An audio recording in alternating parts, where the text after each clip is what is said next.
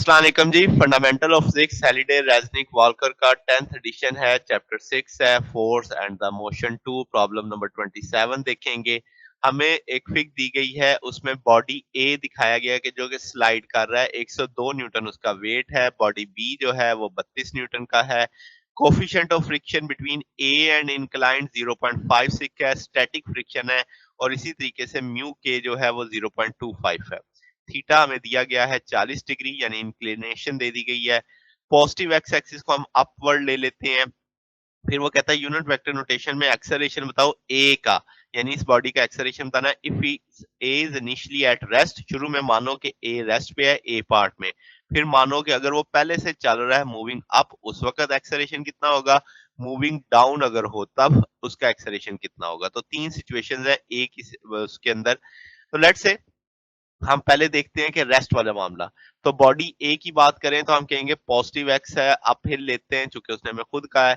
फिर आपके पास अगर आप इसकी फ्री बॉडी डायग्राम बनाते हैं तो इसका नॉर्मल अपवर्ड होगा, वेट डाउनवर्ड होगा, फ्रिक्शन नीचे होगी, टेंशन रस्सी की अपवर्ड होगी। तो अभी हम बी को नहीं डिस्कस कर रहे।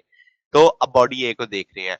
तो आप कहेंगे एफ एन बराबर आ जाएगा डब्ल्यू ए कॉस थीटा के। यहाँ पे डब्ल्यू ए कॉस थीटा वाला कंपोनेंट आ जाएगा। तो यहाँ से अब हम वैल्यू डाल सकते हैं। डब्ल्यू ए भी पता है हमें और एंगल भी पता है। तो ये 78 न्यूटन का नॉर्मल लग रहा होगा। अब हमें फ्रिक्शन पता लग जाएगी, म्यू एस एफ एन की वैल्यू पता है, तो वो आपके पास 44 न्यूटन का फ्रिक्शन आ जाएगी।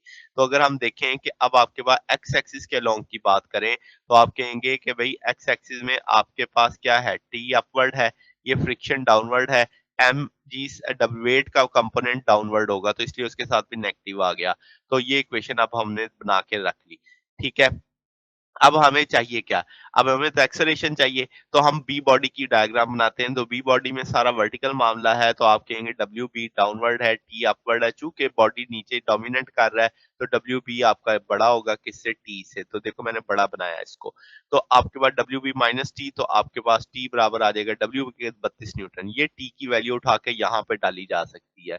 तो अब आपको ये भी सारा कुछ पता है तो यहाँ से आप निकाल सकते हैं फ्रिक्शन। ये इंडिकेट कर रहा है कि फ्रिक्शन अप हिल है, जबकि मैंने किधर ली थी, डाउनवर्ड ली थी। मगर इक्वेशन के अकॉर्डिंग किधर आ रही है कि फ्रिक्शन किधर होनी चाहिए, ऊपर की जानिब होनी चाहिए। तो आपके पास हम कहते हैं कि ये एफ की वैल्यू जो आई ये लेस है किससे, स्टैटिक फ्रिक्शन से, जो कि कितनी थी 44 न्यूटन। ये कितनी आई -34 न्यूटन। माइनस साइन तो सिर्फ इंडिकेट कर रहा है ना कि डायरेक्शन को, और ये मैग्नीट्यूड देखो 34 न्यूटन है।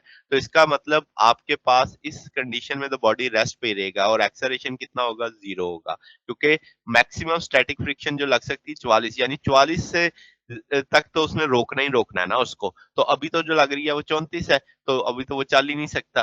तो ये मामला आ गया। तो जनाब वाला इसका मतलब ए पार्ट हमने सॉल्व कर लिया। बी पार्ट में कहता है अगर ए इंक्लाइंड कर रहा हो अपवर्ड तो आप कहेंगे फोर्स ऑफ फ्रिक्शन, फिर डाउनवर्ड हम मानते हैं इसमें। तो आप उसी तरीके से एफ एन निकाल लेंगे जो 78 न्यूटन आ जाएगा। अब काइनेटिक फ्रिक्शन की बात आएगी क्योंकि वो मूव कर रहा है। तो एफ के म्यू के एफ एन आ जाएगा तो ये वैल्यू 19.5 आ जाएगी। इसी तरीके से एक्स एक्सिस के लॉन्ग की इक्वेशन देखेंगे तो एक्स एक्सिस पे टी अपवर्ड होगा, एफ डाउनवर्ड होगा, डब्ल्यू का कंपोनेंट भी डाउनवर्ड होगा तो W a sine theta negative आ जाएगा, माइनस एफ एम ए के बराबर आ जाएगा। अब हम यहाँ से वर्टिकल कंपोनेंट बी के लिए देखते हैं तो W B minus T M A. तो ये वैल्यू हम क्या करते हैं, इक्वेशन वन और इक्वेशन टू को ऐड कर देते हैं। लेफ्ट साइड में, राइट साइड में। ए सिस्टम का एक ही होगा तो दो ए के साथ नहीं मैंने कुछ लिखा, तो ए कॉमन लिया जा सकता है। टी भी सेम होगा मगर अपोजिट होने की वजह से कट जाएगा। तो यहाँ से ए निकाला जा सकता है।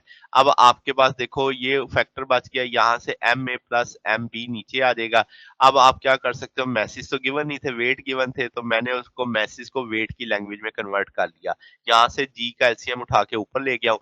अब आपके पास सिचुएशन में क्या है, अब आपको डब्ल्यू ए भी पता है, थीटा भी पता है, छोटा एफ भी पता है, 32 भी, यानी ये सारी चीजें पता है। तो ये -3.9 मीटर पर सेकंड आ जाएगा।